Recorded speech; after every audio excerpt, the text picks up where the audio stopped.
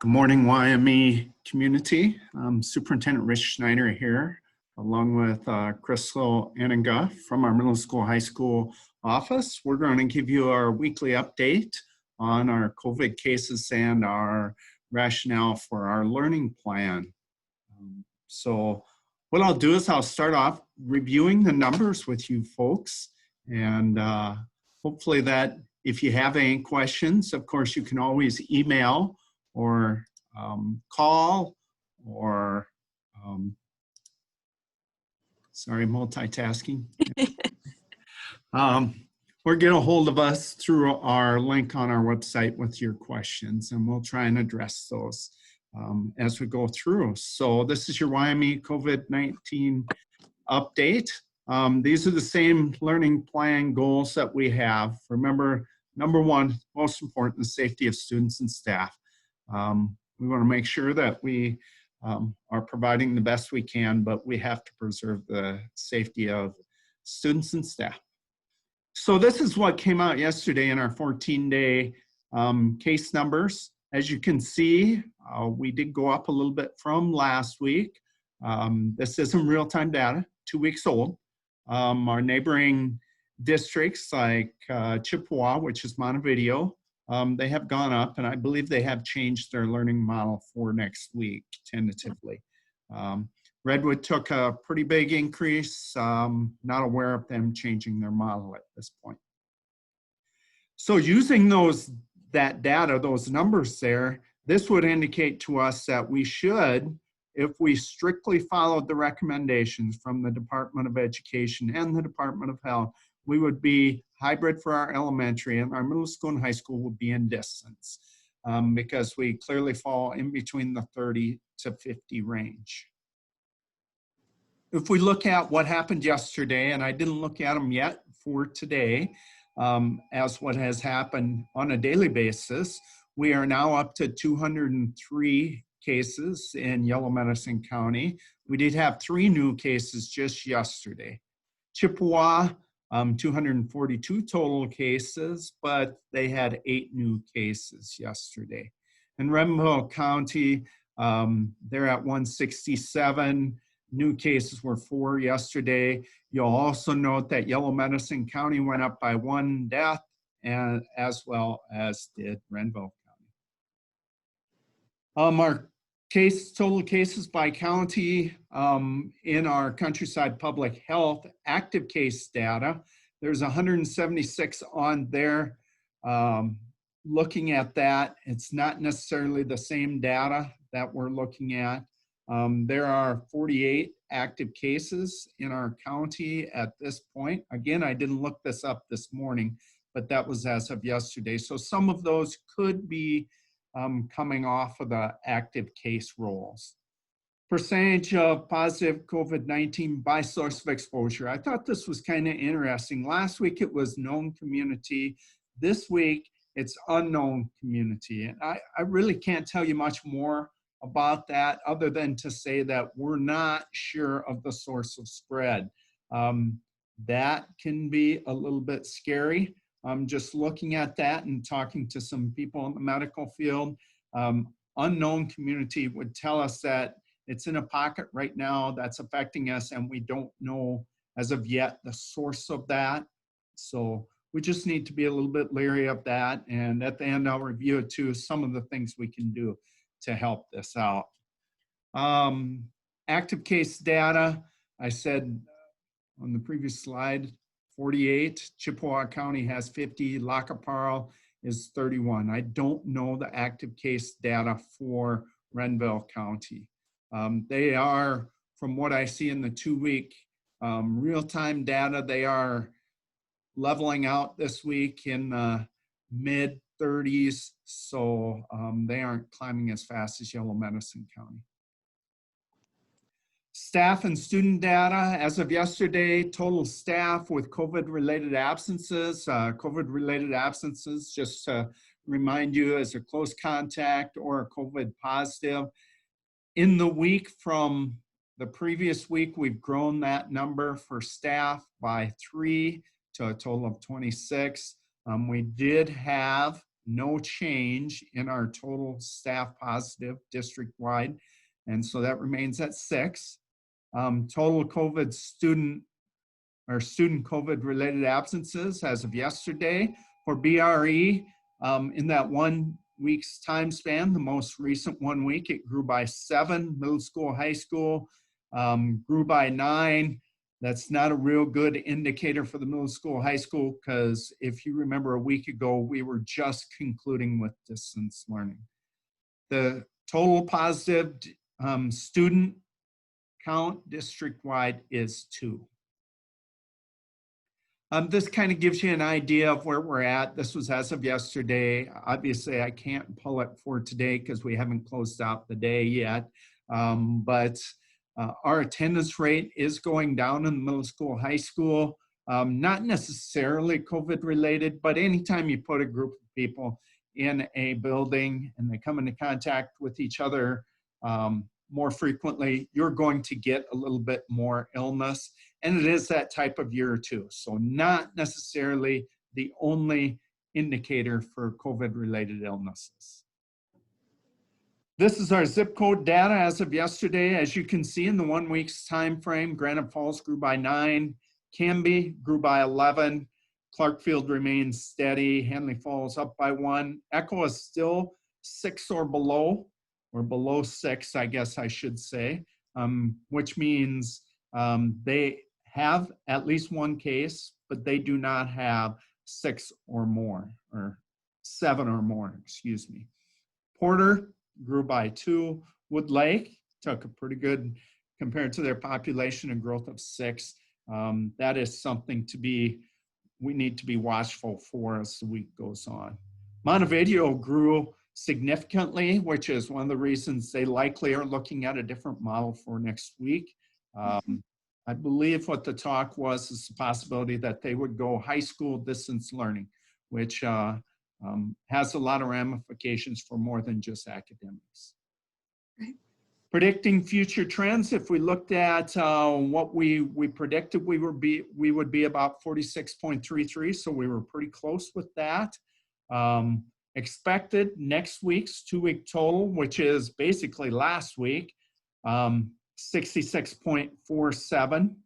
And then in 2 weeks, which I would consider to be real-time data, right now it appears that Yellow Medicine County is at 56.44 and Chippewa County appears to be at 47.78. So hopefully we're on the downhill slide of things and our numbers will improve.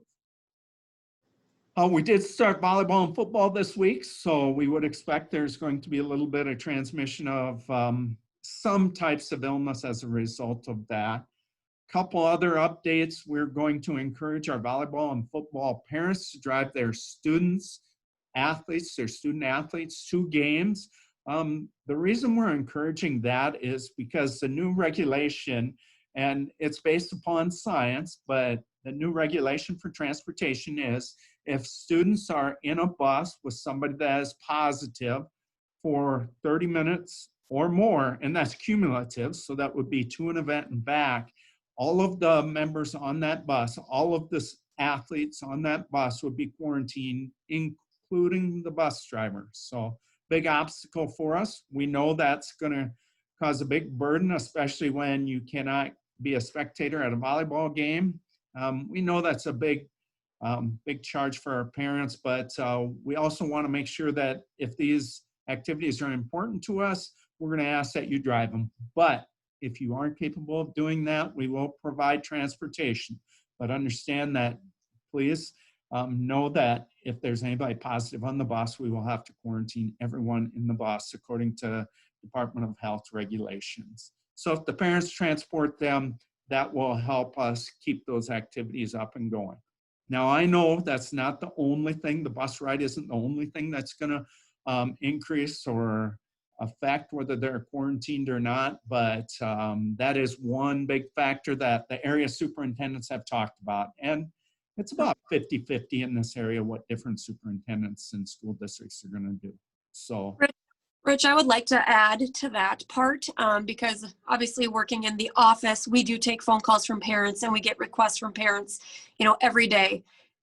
what's going on here with this transportation, we are not allowed to move buses. Okay, so like students, in most situations, you know, on a Friday, maybe a student would be sleeping over at another student's house. We cannot accommodate for that extra student to ride the bus. So when That's Rich a is good point. So those yeah, birthday parties or riding home with exactly, a friend or a cousin or something like that, unfortunately, we can't accommodate that. And right, I'll reiterate, like I did last week, you transporting your child to and from school, again, is allowing us to spread out and to better manage and provide the education we want for our students. One of the sacrifices we have to make to keep school going, and the academics are most important here. So yep, yep, thank you for perfect, pointing that out. yep, Countryside Public Dashboard. Now you can go to our website and you can see that information right there. There's, I think it's scrolling on our pictures. There's a yep, news feed down below. There's a link in there. That's the same information I have. I do have a little bit more information that I get, but really, if you do a good job of mining and researching, you can probably come up with the same information that I do. Or that people help me collect and put together. Some of the information I can't share with you. Great example is those 2 positive students in our school district. If I told you too much about the demographics of those students, you could identify that student, and that right, would be invasion of their privacy. That's why we don't share that. But the Countryside Public Dashboard, great source of information. So. yep, I would encourage everyone to cooperate with us when we do contact tracing. I know that Nurse Cassie and myself, we do the best we can, trying to chase that down and to do what we can. And sometimes it may seem unfair. We are following the MDH guidelines, and you can find those on the web, Minnesota Department of Health decision tree, and look at that. You can find out what the minor and the major symptoms are for this that we use. So then the other thing you're going to start to see out there is the Department of Education is going to start reporting on the number of active or number of COVID cases in each school district.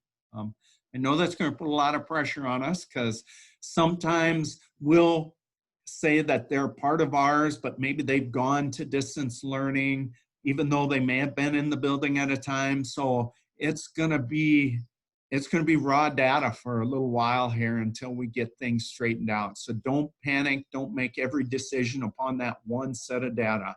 I'd like to believe that's why we're showing you this presentation to us. We're not making decisions upon only one set of data.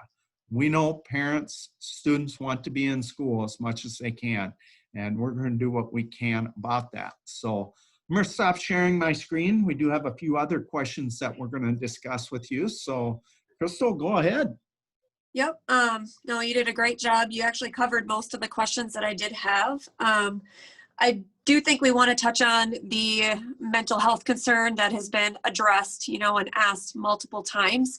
I know I did add a link to the website as well. So you can go to the website and view, you know, our resources for mental health. And we do have our school psychologists and our social workers working on updating their pages, making sure everything is as up to date and accurate as possible for this situation. But as always, if you guys have questions or have a concern about your student, please reach out to us. That's what we're here for. We want to do everything we can to make sure our students are safe. So I just wanted to make sure that you guys were aware that that is available on the website. That Yeah, was changed. we have tons of resources. Please reach out to us. We want to help you with that. We understand that's out there. And so we do have some people that are specialized in that area and can either help you or direct you to some help. But Yep. we want to be your partner. I guess really I'm going to jump down to, you had touched on Montevideo possibly changing their learning model. Have you heard, I'm kind of putting you on the spot, have you heard of any other local districts, you know, making a change to their model at all? No, not at No? all. So I've been in contact with the majority of the area superintendents, and the only one that had indicated that this was as of yesterday morning that they were going to make a change was Montevideo had indicated. And of course, I'm not part of their decision process. I don't know. I believe last night they had said that the high school would be in distance learning. So. Okay. Is there anything else that you want to emphasize to families before we wrap up? Well, first of all, I want to touch on a few things like volleyball and football. We know that the spectator problem is an issue. We're working on that. Unfortunately, we can't stand up. We've never recorded football games, and so we're trying to get that ready to go, but that doesn't happen overnight. We've been looking at that for a number of times, but for a long time, but unfortunately, due to our location and our crow's nest out there, that presents some obstacles. So we hope to have something up and ready for our first home football game. But more importantly, our volleyball, because there can't be any spectators, we know for our CBA games, we'll be able to stream those. We are working to try and get our junior high games so they can be also streamed. But at the very least, we're intending to record them and then post them to our website or our YouTube channel so you can watch them at a later time. A little bit of update on quarantining classrooms. You know what we use for quarantining those classrooms. Understand that 6-foot spacing, that's important. That's one of the factors we look at. Understand that the 15-minute close physical contact is a collective time. In other words, the clock is running. If you just pass by somebody, that could add up to that total. We also have to consider mask compliance by our students and our staff. So one of the misnomers is if I'm outside, I never have to wear a mask. No, that's not true. If you're outside and you can maintain 6-foot distance, then you do not have to wear a mask. But if you can't maintain that 6-foot distance, continue to wear your mask. Masks are huge, and I'll revisit this again. So properly wearing masks out in our community, that helps out our community, that helps us all out. Remember, if you're not wearing a mask, you are jeopardizing our ability to have our students here at school. And, you know, you even look at that, beyond that, I definitely want to have, that's my first priority, get students in our building. But then we're talking about activities. You know, it was a big deal for us to get volleyball and football back up and running. And so if wearing a mask allows us to keep having those activities, I'm hoping you will make that sacrifice or that inconvenience. I know there's other views about this virus. We're not epidemiologists, so we're not going to take a stand on that. So your behaviors can impact that. Yeah. Other thing I want to talk about is now we're in free breakfasts and lunches for our students. They extended the summer food service program. So if your students come here, or if they're in distance learning, they can still get free breakfasts, and you don't have to do anything for it. But I'm going to plead to you to fill out your educational benefits or your free and reduced price lunch application. Your educational benefits application, fill that out and get it back to us, because we're not talking about just meals here. We're talking about so many things that impact our budget. It's exponential, the amount of money we gain if we have an accurate assessment of our free and reduced lunch count. So even if you don't know, even if you're close, or even if you kind of know you're over it, just fill it out. No harm, no foul. There's only one person in our district gets to see those applications. She doesn't share them with other people. It's private educational data. We're not using it against anybody. Crystal can't see it. I can't see it. It's housed in just our food service program, and those numbers roll up to the Department of Education and affect a lot of our funding. So remember, our goal is to keep kids in the building. Everything we do, that's gotta kind of drive what we do. So these 5 things. Yeah, I do have a couple things that I do want to touch on from an office standpoint. Okay. You know, we are utilizing outdoor spaces as much as we can. And with the weather changing, you know, obviously right now it is getting a lot chillier than it used to be. So please, I beg you to make sure your kids are ready to be outside, whether that's a jacket, dress in layers, have small mittens, you know, at least the little cloth mittens or gloves, hats, because it is going to get cold and our littles do go outside really early in the morning. Some are outside as early as 8:30. So it is still kind of cool at that point. So please dress for the weather. And we are using those outdoor spaces as well. And like Rich touched on, if you cannot provide or, you know, maintain social distancing, that mask needs to be on. So please have that conversation, especially with your older students in the middle high school level. When they walk outside, we are doing our best to make sure that they are as separated as possible.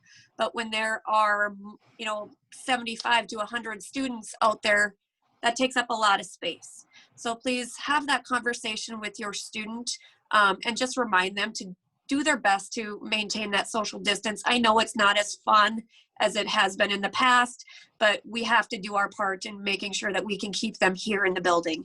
And then the other thing I want to mention is when you are calling your student or emailing your student is not feeling well, please add to your message or your email the symptoms that your student is showing, because that will save Nurse Cassie, you know, and Emily a phone call back to you to kind of ask you and get some more detail, because we do have to track those symptoms. So please do your best in trying to keep that information, keep that open line of communication with us, and that would save us a major step.